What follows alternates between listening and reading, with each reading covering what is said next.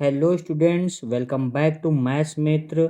और आज हम कंटिन्यू करेंगे number system chapter class ninth का। और आज हम समझेंगे जो कि लास्ट क्लास में हमने आपसे क्वेश्चन कहा था कि if rational number and fraction both are same और बोथ आर डिफरेंट।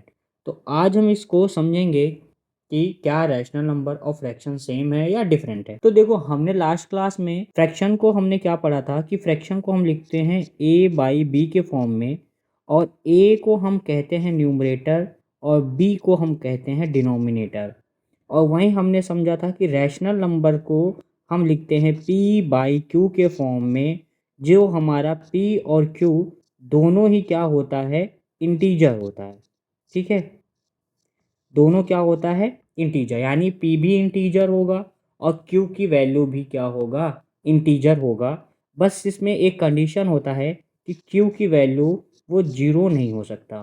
ठीक है, तो अब हम समझेंगे कि क्या रैशनल नंबर और फ्रैक्शन दोनों डिफरेंट है कि सेम है। यहाँ पे जो फ्रैक्शन है, फ्रैक्शन में मैं आपको एग्जांपल देता हूँ। जैसे कि आप देखो, यहाँ पे मैं लिखता हूँ √3/7, और अगर मैं रैशनल नंबर को लिखूँ √3/7। अब आप इसको कंपेयर करो। हमने फ्रैक्शन में जो फ्रैक्शन का डिफिनेशन पढ़ा और समझा, उसमें बस ये लिखा हुआ था कि फ्रैक्शन को हम a बाई बी के फॉर्म में लिखते हैं बस। यानी कि हम बस फ्रैक्शन को न्यूमरेटर और डिनोमिनेटर के फॉर्म में लिखते हैं।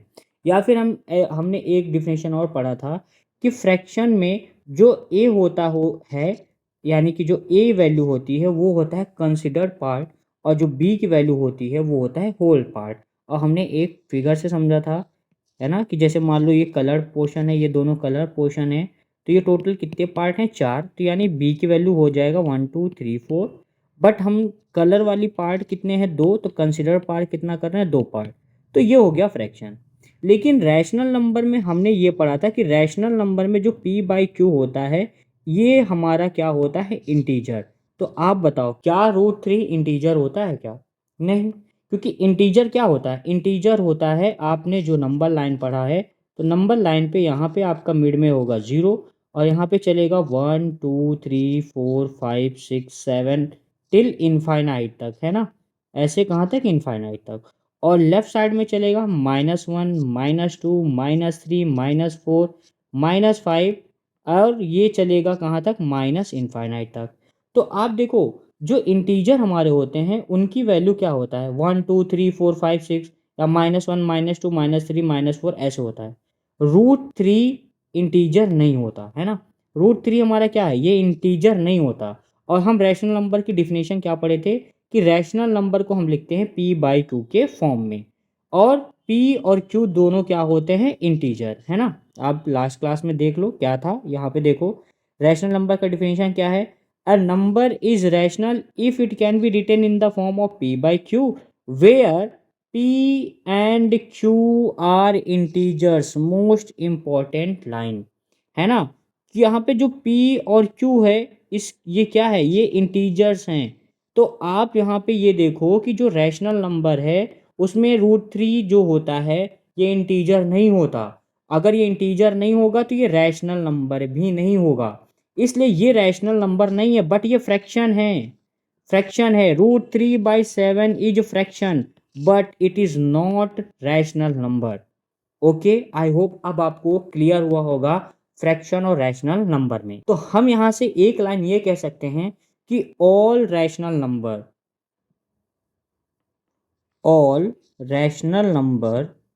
Is fraction. फ्रैक्शन, ठीक है। यानी जितने भी रैशनल नंबर होते हैं, ये जितने भी रैशनल नंबर होंगे वो सभी के सभी फ्रैक्शन होंगे। But all the fractions are not rational number. Okay, all the rational numbers are fraction, but all the fractions are not rational number. ठीक है, आई होप कि आपको ये क्लियर हो गया होगा। आप डिफरेंस आपको क्लियर हो गया होगा फ्रैक्शन और रैशनल नंबर का। तो चलिए अब आगे समझते हैं। तो यहाँ पे हमने रैशनल नंबर को समझ लिया था कि रैशनल नंबर जो है क्या होता है, वो p बाई क्यू के फॉर्म में लिखते हैं, और p और q हमारा इंटीजर होता है, जिसमें से जो q की वैल्यू है वो जीरो नहीं होगा। ये कंडीशन हमने पढ़ा था। ठीक है, और यहाँ पे हमने कुछ एग्जांपल्स भी देख लिए कि ये सब क्या है, ये सब रैशनल नंबर के फॉर्म में हैं। अब आगे हम समझते हैं, नेक्स्ट टॉपिक है हमारा जो कि है इक्विवेलेंट रैशनल नंबर। तो ये क्या होता है और इसका क्या मतलब हुआ? तो देखो, इक्विवेलेंट रैशनल नंबर यानी कि देखो, जो रैशनल नंबर्स होते हैं वो उनकी वैल्यू फिक्स नहीं होती है। देखो समझो, आप मेरा कहने का मतलब है, जैसे मान लो ये एक बॉक्स है और इस एक बॉक्स में या इस एक बैग में समझ लो कि जितने भी नंबर एग्जिस्ट करते हैं, ठीक है, जितने भी नंबर यानी कि जो भी आप काउंटिंग करते हो 1 2 3 4 5 से लेके टिल इनफाइनाइट तक, जितने भी नंबर्स होते हैं, तो आप यहाँ पे ये नोटिस करोगे कि हर एक नंबर का अपना एक आइडेंटिटी है और वो यूनिक है। जैसे टू, टू आपको इस पूरे नंबर सीरीज में बस एक ही एक ऐसा नंबर है जो टू है, यानी कि आपको दो टू नहीं मिलेंगे। ठीक है, इसी तरीके से आपको दो थ्री नहीं मिलेगा, दो आपको फोर नहीं मिलेंगे, है ना। फोर एक ही है पूरे नंबर में, यानी ये यूनिक आइडेंटिटीज अपनी रखते हैं। बट जो रैशनल नंबर होते हैं, इनमें क्या होता है कि ऐसे कई सारे आपको रैशनल नंबर मिलेंगे जो कि सेम रेशियो मतलब कि आ जाते हैं, यानी कि जिनका जो सिंपलेस्ट फॉर्म होता है वो सेम हो जाता है। तो उनको हम क्या बोल देते हैं? Equivalent rational number. एग्जाम्पल के लिए समझते हैं, जैसे आपने लिखा 12/16, ठीक है, आपने लिखा 3/4, ओके, और आपने लिखा 15/20, ठीक है। अब आप यहाँ पे देखो, 12 को हम सिंप्लीफाई करेंगे तो हम इसको क्या लिखेंगे? 12 3 ज़ा 4 3 ज़ा 12, 4 4 ज़ा 16, यानी ये क्या हो गया? ये हो गया 3/4।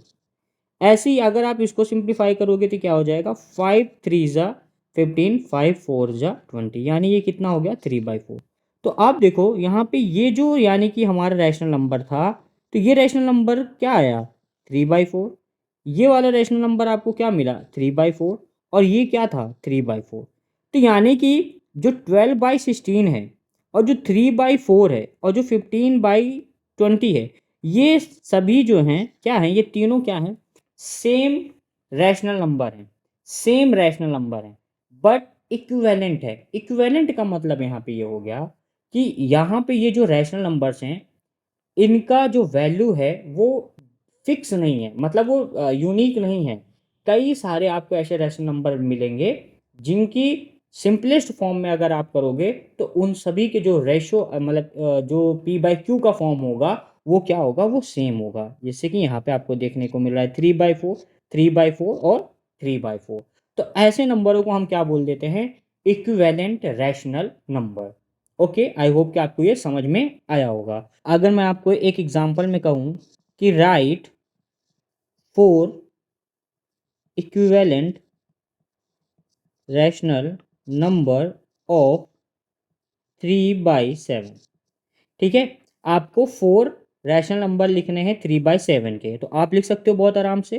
कैसे करोगे? देखो 3/7, आप बस यहाँ पे मल्टीप्लाई करा दो, टू का ऊपर नीचे, तो ये क्या हो गया? 3 2 ज़ा 6 और यहाँ पे हो गया 7 2 ज़ा 14, ये एक हो गया। ऐसे हमको एक और चाहिए, तो 3 × 3 और 7 × 3, यानी आप न्यूमरेटर और डिनोमिनेटर में सेम नंबर से इस 3/7 वाले में क्या कराते जाओ? मल्टीप्लाई कराते जाओ, तो आपको इक्विवेलेंट रैशनल नंबर मिलता रहेगा। फिर 3 3 ज़ा कितना होगा? 9 होगा, और 7 3 ज़ा कितना होता है? 21। तो यहाँ पे एक ये हो गया, एक ये हो गया। इसी तरीके से दो आपको निकालने हैं, ठीक है, ये आपका होमवर्क है। दो इसी तरीके से आप रैशनल नंबर निकालो, ठीक है। तो चलो अब आगे बढ़ते हैं और आगे समझते हैं। नेक्स्ट है simplest form of a rational number, यानी कि रैशनल नंबर का जो सिंपलेस्ट फॉर्म होता है वो क्या होता है, उसको क्या कहेंगे? तो देखो इसमें क्या है, a rational number p/q is said to be in its simplest form if p and q are integers, ठीक है। ये ध्यान देना आपको, हर बार आपको जब भी आपको रैशनल नंबर लिखा हुआ मिलेगा तो यही लिखा मिलेगा कि रैशनल नंबर यानी कि p/q के फॉर्म में, जिसमें से p और q ये दोनों क्या होंगे? इंटीजर्स होंगे। तो आगे कह रहा है having no common factor other than 1, that is P and Q are co-prime। अब यहाँ पे क्या हमें देखने को मिला, डेफिनेशन में हमें ये मिला कि जो P और Q है वो आप रैशनल नंबर जब लिखोगे, P और Q मान लो आपने कुछ भी लिख दिया, जैसे आपने लिख दिया 20/25, तो ये रैशनल नंबर है क्योंकि ये P/Q के फॉर्म में है। 20 भी आपका क्या होता है, इंटीजर होता है। 25 भी क्या होता है, इंटीजर होता है। तो बिल्कुल ये क्या है, रैशनल नंबर है।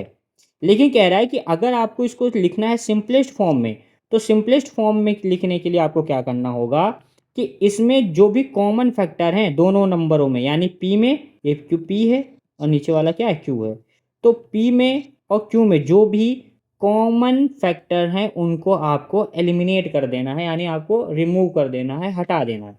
तो देखो आप 20 को क्या लिख सकते हो, 20 को आप लिखोगे 5 × 4, 5 × 4 क्या हो जाता है 20, और 25 में क्या है 5 × 5, 5 जा क्या होता है 25 होता है।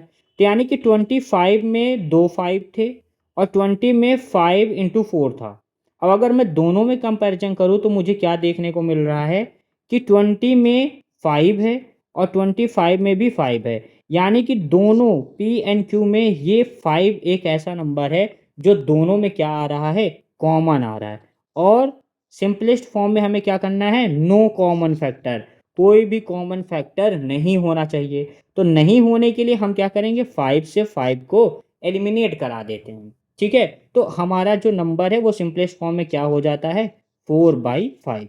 यानी कि 20 और 25 को जब हम सिंपलेस्ट फॉर्म में करेंगे तो क्या कर देते हैं, डायरेक्ट हम करते हैं 5 से, 5 4 जा 20, 5 5 जा 25, यानी 4/5 हमारा क्या हो जाता है, फ्रैक्शन बन के आता है। आई होप कि आपको समझ में आया होगा सिंपलेस्ट फॉर्म क्या होता है। और यहाँ पे एक वर्ड आपको देखने को मिला, फैक्टर। तो अब आपको समझाते हैं कि फैक्टर क्या होता है, थोड़ा सा आप समझ लो फैक्टर क्या होता है। तो देखो फैक्टर क्या होता है, तो फैक्टर क्या है, it is a number that divides a number that divides another number without leaving a remainder। ठीक है, तो क्या मतलब हुआ इसका, तो देखो फैक्टर क्या होता है, जैसे आपको एग्जांपल देता हूँ, जैसे मान लो एक नंबर है 12, तो 12 एक ऐसा नंबर है जिसको, देखो क्या है, a number that divides another number. ठीक है, तो 12 एक ऐसा नंबर है जिसको और भी ऐसे बहुत सारे नंबर्स होंगे जो इस 12 को क्या कर रहे होंगे, डिवाइड कर रहे होंगे। ठीक है, यानी कि एक ऐसा नंबर हो आपके पास, लेकिन इस नंबर को और भी ऐसे छोटे छोटे कई सारे नंबर हो सकते हैं जो इस नंबर को क्या कर रहे हों, डिवाइड कर रहे हों। तो जो नंबर इनको डिवाइड कर रहे होंगे तो वो क्या हो जाते हैं, इस मेन नंबर, इस बड़े वाले नंबर के क्या हो जाते हैं, फैक्टर हो जाता है। ठीक है, एग्जाम्पल के लिए जैसे 12 है, तो 12 को कौन डिवाइड कर सकता है, तो देखो सबसे पहले तो 12 को 1 डिवाइड कर सकता है ना। 12 किससे डिवाइड होता है, 2 से भी डिवाइड हो जाता है, 2 6 जा 12। इसी तरीके से 3 से भी 12 डिवाइड हो जाता है, 3 4 जा 12 होता है। और 4 से भी क्या होता है, 12 डिवाइड हो जाता है। यानी कि देखो 1 से भी हो रहा है, 2 से भी हो रहा है, 3 से भी हो रहा है, 4 से भी डिवाइड हो जा रहा है। क्या 5 से 12 डिवाइड होता है क्या, नहीं। क्या 6 से 12 डिवाइड होता है क्या, बिल्कुल। 6 से भी क्या होता है, डिवाइड हो जाता है 12। और क्या 7 से होता है, नहीं। ऐसे 8 नहीं, 9 नहीं, 10 नहीं, 11 नहीं, 12 से हाँ, जो 12 है ये अपने आप से भी क्या होता है, डिवाइड होता है। ठीक है, तो यहाँ पे आपको ये जो नंबर सब देखने को मिल रहे हैं जो कि है 1 2 3 4 6 और 12, तो ये सभी नंबर्स क्या हैं, इस 12 के क्या हैं, फैक्टर हैं। क्या हो जाएंगे, फैक्टर। तो अब आपको फैक्टर समझ में आया क्या होता है। तो फैक्टर एक ऐसा नंबर होता है जो दूसरे नंबर को क्या कर देता है, डिवाइड कर देता है। ठीक है, a number that divides another number without leaving a remainder, कुछ भी रिमाइंडर नहीं बचना चाहिए, है ना। जैसे अगर आप 12 को डिवाइड कराओगे 2 से, तो 2 6 जा 12, तो यहाँ पे कंप्लीट डिवाइड हो जाता है, रिमाइंडर कुछ भी नहीं बचता। बट अगर आप यही 5 से डिवाइड कराओगे 12 को, तो 5 2 जा कितना हो जाएगा, 5 2 जा होगा 10, और यहाँ पे 2 क्या आ जाएगा, रिमाइंडर। जबकि रिमाइंडर नहीं आना चाहिए। अगर रिमाइंडर आ गया तब वो उसका फैक्टर नहीं होगा। तो इस वजह से जो 1 2 3 4 6 और 12 ये ऐसे नंबर हैं जो इस 12 को कंप्लीट डिवाइड कर देते हैं, कुछ भी रिमाइंडर नहीं आता। रिमाइंडर क्या आता है? 0 आता है। लेकिन अगर आप 5 से करते हो तो रिमाइंडर 2 आ जाता है। इसलिए यहाँ पे देखो 5 जो है वो इस 12 का क्या है? फैक्टर नहीं है। ठीक है, फैक्टर क्या है? नहीं है। तो आपको समझ में आया? तो सिंपलेस्ट फॉर्म आपको समझ में आया और फैक्टर क्या होता है ये आपको समझ में आया होगा। और यहाँ पे एक और आपको वर्ड देखने को मिल रहा है जो कि है को प्राइम। तो को प्राइम क्या होता है? फैक्टर तो आपने समझ लिया, अब आप समझो को प्राइम क्या होता है। ठीक है, व्हाट इज को प्राइम। और आपने वीडियो की स्टार्टिंग में पढ़ा होगा प्राइम नंबर, है ना? जब वीडियो का स्टार्ट हुआ था फर्स्ट वीडियो में आपने क्या पढ़ा था? Prime number. और एक यहाँ पे आपको वर्ड देखने को मिल रहा है को प्राइम। तो अब प्राइम और को प्राइम में क्या डिफरेंस है अब आप ये समझ लो। देखो प्राइम नंबर हमने क्या पढ़ा था? तो प्राइम नंबर का, अगर देखो मैंने फर्स्ट वीडियो में प्राइम नंबर का डिफिनेशन नहीं बताया था। और अच्छा हाँ, और एक चीज़ मैंने और नहीं बताया था आपको कि जो वन होता है, वन को हमने क्या कहा था कि अभी इसको साइड में कर दो, जब मैं आपको बता रहा था प्राइम एंड कंपोजिट में। ठीक है, प्राइम एंड कंपोजिट में, कंपोजिट नंबर में। तो मैंने देखो कहा वन था को कि आप वन को कंसिडर अभी अभी साइड नहीं में करो। करेंगे। हमने इसको क्यों काउंटिंग नहीं स्टार्ट करेंगे? किया था कहाँ से? 2 3 4 5 6 7 से। ठीक है, तो अब आप यहाँ पे समझ लो कि हमने क्यों वन को साइड में कर दिया था। तो देखो सबसे पहले तो प्राइम क्या हो जाता है? तो प्राइम में हमने ये पढ़ा था कि प्राइम ऐसा नंबर होता है जो या तो वन से डिवाइड हो जाए या खुद से डिवाइड हो जाए, यानी इट सेल्फ, वो खुद से डिवाइड हो। तो ऐसे नंबर्स को हम क्या बोल दे रहे थे? प्राइम। एग्जाम्पल के लिए जैसे 2 3 और 5। देखो 4 जो होता है 4 प्राइम नहीं हो रहा था, क्यों? क्योंकि 4 जो होता है ये 1 से भी डिवाइड होता है, 2 से भी डिवाइड हो जाता है और ये 4 से भी डिवाइड होता है। तो इस वजह से ये प्राइम नहीं था। लेकिन अगर आप 2 और 3 की बात करो तो 2 सिर्फ 1 से डिवाइड हो रहा है और 2 से, ऐसे 3 सिर्फ 1 से डिवाइड होता है और 3 से डिवाइड होता है। तो ये दोनों नंबर सिर्फ एक से डिवाइड होते हैं या खुद से डिवाइड होते हैं, तो इसलिए इनको प्राइम कहा गया। लेकिन 4 को प्राइम ना कहा कि नहीं कह के क्या कहा गया है? कंपोजिट। क्यों कंपोजिट कहा गया? क्योंकि जो 4 है वो 1 से भी डिवाइड हो जा रहा है, 2 से भी डिवाइड हो जा रहा है और 4 से भी डिवाइड हो जा रहा है। तो देखो डिफिनेशन क्या आया? तो डिफिनेशन ये आया कि प्राइम नंबर ऐसे नंबर को हम कहेंगे जिसके दो फैक्टर होते हैं। प्राइम क्या हो गया? तो a number having two factor that is one and itself. यानी कि प्राइम नंबर हम ऐसे नंबर को कहेंगे जिसके सिर्फ दो फैक्टर हों, एक तो वन हो और एक वो नंबर खुद हो।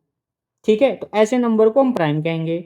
और कंपोजिट नंबर को क्या कहेंगे? कंपोजिट नंबर का डिफिनेशन क्या हो जाएगा? A number having more than more than two factor, more than two factor. तो ऐसे नंबर जिनके दो से ज़्यादा फैक्टर हों, दो से ज़्यादा फैक्टर हों, तो उन नंबर्स को हम क्या बोल देते हैं? कंपोजिट। जैसे जो हमारा 4 है, तो 4 में आप देखो कितने फैक्टर्स इसके आ रहे हैं? एक तो 1 आ रहा है, एक 2 आ रहा है, एक 4 आ रहा है। तो देखो मोर देन टू यानी कि दो से ज़्यादा। तो देखो 1 2 3 हो गया, 3 हो गए ना, दो से ज़्यादा हो गए। लेकिन अगर आप प्राइम की बात करो तो जैसे 2 और 3, तो देखो 2 के कितने फैक्टर बन रहे थे? एक तो 1 बन रहा था, एक 2 बन रहा था। ऐसे ही 3 में देखो कितने फैक्टर बन रहा था? 1 बन रहा था और 3 बन रहा है। ऐसे 11 देख लो, 11 में कितने फैक्टर आएंगे? एक तो 1 आएगा और एक 11 आएगा। तो देखो प्राइम नंबर में कितने फैक्टर आ रहे हैं? सिर्फ दो ही फैक्टर आ रहा है, एक 1 आ रहा है और एक 11 आ रहा है। और कंपोजिट नंबर में कितने फैक्टर आते हैं? तो मोर देन टू, यानी कि देखो 3 नंबर आएंगे, है ना? जैसे अगर आप ले लो 6, तो 6 के देखो क्या क्या फैक्टर होगा? तो 6 1 से डिवाइड हो जाता है, 2 से भी डिवाइड हो जाता है, 2 3 जा क्या होता है? 6 होता है। 6 जो है 3 से भी डिवाइड हो जाता है, 3 2 जा क्या होता है? 6 होता है। और जो 6 है वो किससे डिवाइड हो जाता है? 6 से भी डिवाइड हो जाता है। ठीक है, तो देखो 6 के कितने फैक्टर बने? 1 2 3 4, 4 फैक्टर हो गए। तो 2 से ज़्यादा हुआ ना, तो जब 2 से ज़्यादा हो गया तो यानी कि 6 भी क्या है? कंपोजिट है। अब यहीं से आपका डिफिनेशन प्राइम और कंपोजिट के इन्हीं डिफिनेशन से अब आपको समझ में आएगा कि क्यों उस दिन मैंने आपको वन को क्या कहा था कि वन ना तो प्राइम होता है ना ही कंपोजिट होता है। 1 is neither prime nor composite. ठीक है, क्यों होता है अब आप समझो। तो 1 इसलिए नहीं होता है क्योंकि अगर आप 1 का फैक्टर करोगे तो 1 के कितने फैक्टर आएंगे आप बताओ। 1 के फैक्टर करोगे तो 1 ही तो आएगा। 1 के फैक्टर आप क्या करोगे तो क्या आएगा, 1 ही आएगा। तो अगर आप प्राइम नंबर का जो डिफिनेशन है वो क्या कहता है, a number having two factor, आप उसी नंबर को प्राइम नंबर कहोगे जिसके दो फैक्टर हों। लेकिन 1 का तो बस एक ही फैक्टर है 1। और आप कंपोजिट कब कहोगे, जब आप उस नंबर का a number having more than two factor, अब उसके दो से ज्यादा फैक्टर हो। यानी कंपोजिट हम तब कहेंगे जब दो से ज्यादा फैक्टर हो, और प्राइम कब कहेंगे जब उसके सिर्फ दो फैक्टर हो। लेकिन 1 एक ऐसा नंबर है ना तो इसके दो फैक्टर बन रहे हैं और ना ये दो से ज्यादा फैक्टर बन रहे हैं, बस एक ही फैक्टर बन रहा है। तो इस वजह से जो 1 हो जाता है वो क्या होता है, neither prime, neither prime nor composite, neither prime nor composite. तो 1 हमारा ना तो प्राइम नंबर होता है और ना ही कंपोजिट नंबर होता है। ठीक है, अब आपको समझ में आया। तो चलो अब समझते हैं प्राइम और को प्राइम में। तो प्राइम भी आपको समझ में आ गया। प्राइम क्या होगा, ऐसे नंबर जिनके दो फैक्टर बने तो वो प्राइम है। लेकिन अब को प्राइम क्या होता है, अब इसको समझते हैं। एक एग्जांपल लेते हैं, जैसे कि एक है 8 नंबर और एक नंबर ले लेते हैं हम 15। और अब आप निकालो 8 नंबर के फैक्टर्स क्या क्या बनेंगे। यानी कि 8 ऐसे कौन कौन से नंबर हैं जो 8 को कंप्लीटली डिवाइड कर सकते हैं। तो उनमें से आपको सबसे पहला नंबर मिलेगा 1, जो 8 को क्या करेगा, डिवाइड कर देगा। फिर आपको मिलेगा 2, जो कि 8 को क्या करेगा, डिवाइड कर देगा। ऐसे ही फिर है 4, जो कि 8 को क्या करेगा, डिवाइड कर देगा। और 8, ये भी 8 को क्या करेगा, डिवाइड कर देगा। इसी तरीके से 15, 15 का आप फैक्टर निकालो। तो 15 का फैक्टर क्या आएगा, 1 आएगा जो 15 को डिवाइड कर देगा। इसी तरीके से 3 आएगा, 5 आएगा और 15 आएगा।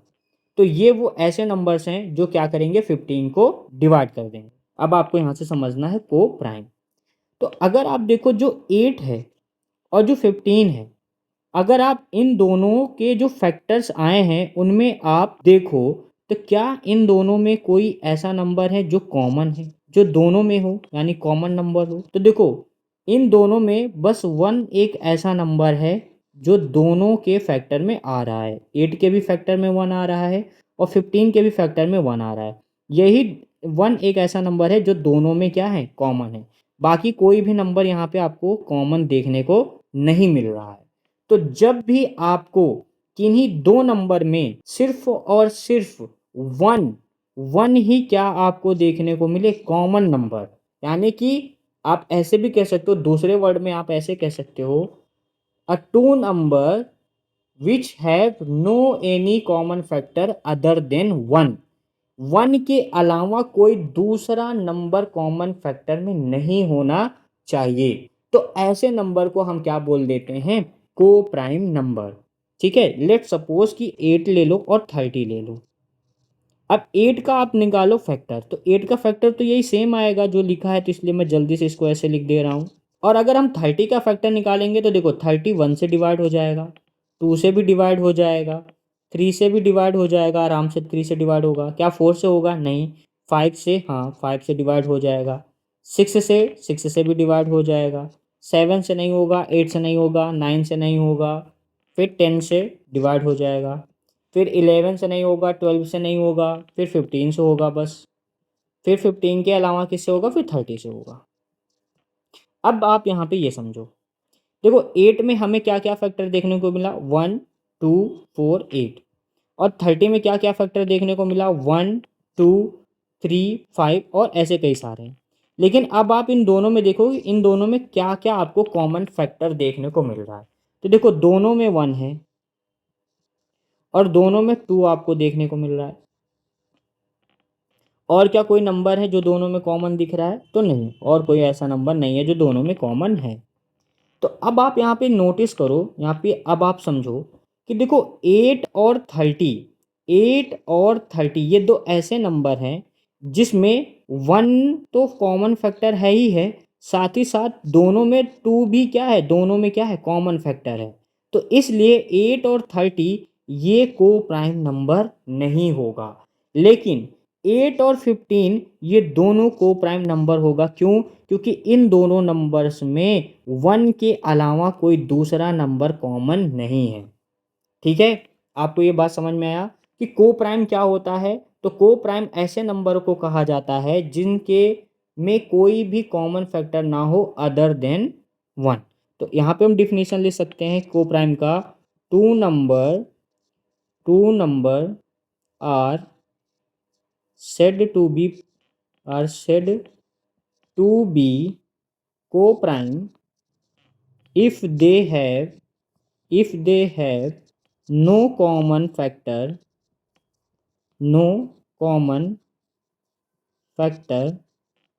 other than 1, other than 1, यानी 1 के अलावा कोई दूसरा कॉमन फैक्टर नहीं होना चाहिए, सिर्फ और सिर्फ 1 ही होना चाहिए। तो ऐसे नंबर को हम क्या बोल देते हैं, को प्राइम। एग्जाम्पल के लिए जैसे आप देखो 5 हो गया और 9 हो गया, तो देखो 5 और 9 भी क्या हो जाएगा, को प्राइम हो जाएगा। ऐसे ही आपका हो जाएगा 12 और 17, ये भी क्या हो जाएगा, आपका को प्राइम नंबर हो जाएगा, क्योंकि इन दोनों में कोई भी कॉमन फैक्टर नहीं है 1 के अलावा, सिर्फ और सिर्फ 1 ही दोनों में क्या है, कॉमन फैक्टर है। ठीक है, अब आपको समझ में आया को प्राइम क्या होता है, और आपको ये सारी बातें समझ में आई कि सिंपलेस्ट फॉर्म क्या होता है, फैक्टर क्या होता है, को प्राइम क्या होता है। ठीक है, आई होप कि आपको ये सब समझ में आया होगा। तो आज के लिए इतना ही, और अब आपके लिए ये क्वेश्चन होमवर्क रहेगा जिसमें आपको बताना है 4/7 का 4 रैशनल नंबर क्या होगा। ठीक है, ये आपका क्वेश्चन रहेगा। और अब हम अगले क्लास में समझेंगे कि रैशनल नंबर को हम नंबर लाइन पे कैसे रिप्रेजेंट करेंगे, और उसके ऊपर हम एक दो क्वेश्चंस भी करेंगे। तो हम समझेंगे representation of rational number on number line, और इसके बाद हम समझेंगे कि रैशनल नंबर के बीच में, यानी कि दो रैशनल नंबर के बीच में और कितने रैशनल नंबर होते हैं और उनको कैसे फाइंड करेंगे, ये हम समझेंगे। तब तक के लिए bye and thank you so much for watching this video.